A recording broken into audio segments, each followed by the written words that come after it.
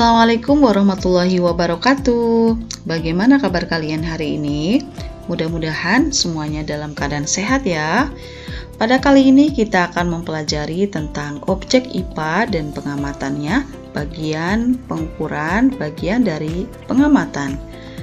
Tujuan pembelajarannya, setelah menyimak video ini diharapkan kalian dapat menjelaskan konsep pengukuran serta mengenal satuan baku dan tidak baku. Baiklah, langsung saja kita mulai. Teman-teman, pernahkah kamu pergi ke penjahit untuk dibuatkan baju? Bagaimana penjahit dapat membuat baju dengan ukuran yang tepat?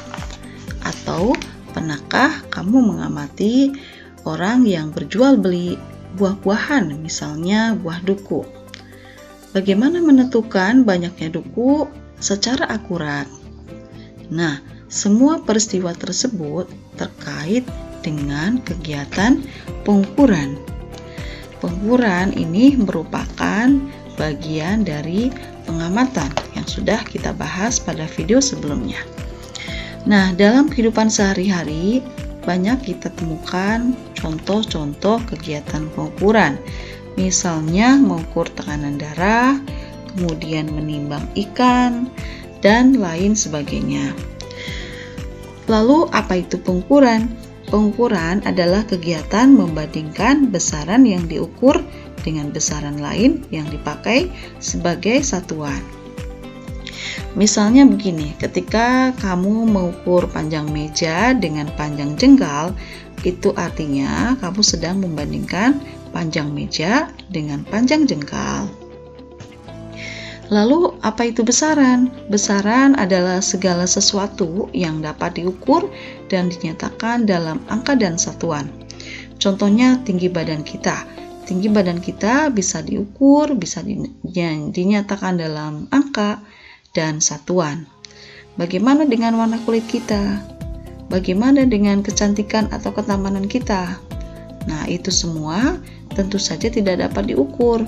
Oleh karena itu, bukan termasuk kelompok besaran. Kemudian satuan. Apa itu satuan? Satuan adalah pembanding dalam pengukuran.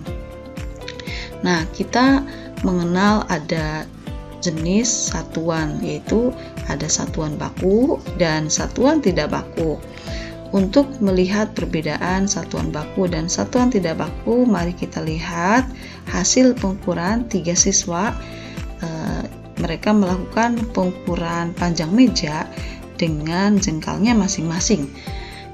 Untuk siswa yang pertama, hasilnya 6 jengkal, kemudian siswa yang kedua hasilnya 5,5 jengkal, dan siswa yang ketiga hasilnya 7 jengkal.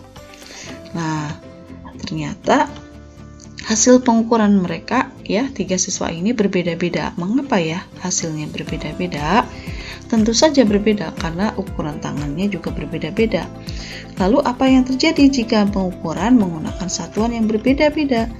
Misalnya ketika kita mesan baju nih dengan jengkal kita, kemungkinan hasilnya akan mengecewakan gitu. Karena penjahit akan menggunakan jengkal mereka gitu ya, jengkal penjahit tersebut gitu. Nah, oleh karena itu harus ada satuan yang disepakati.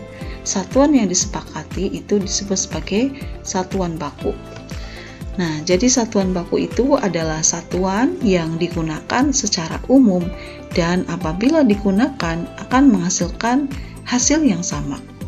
Sedangkan satuan tidak baku itu adalah satuan yang tidak digunakan secara umum sehingga pengukurannya berbeda-beda.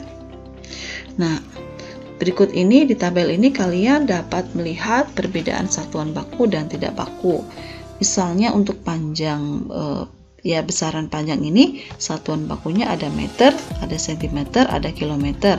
Sedangkan satuan tidak bakunya ada jengkal, kaki, depa ya.